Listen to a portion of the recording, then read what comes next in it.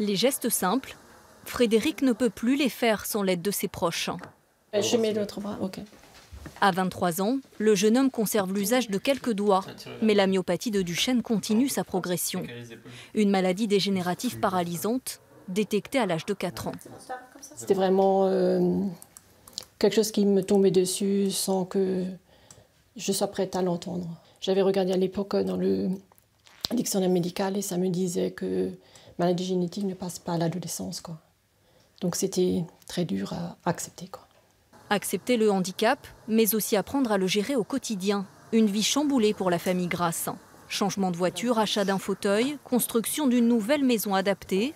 Tout s'organise autour de lui. Des investissements lourds et surtout des démarches à foison pour obtenir soutien et aide financière. Ce que j'avais fait à un moment, c'est ça. Frédéric au milieu et tous les combats qu'il faudra mener dans les différents domaines de scolarité, de soins, pour le moral, pour les déplacements. C'est quand même un peu le parcours du combattant. Pour s'y retrouver dans la jungle administrative, le couple est accompagné par l'AFM. Hello. Salut. Depuis 60 ans, l'Association française contre les myopathies aide la recherche, mais offre aussi un appui logistique aux familles. Frédéric, ingénieur en génie civil, compte la solliciter pour trouver un emploi.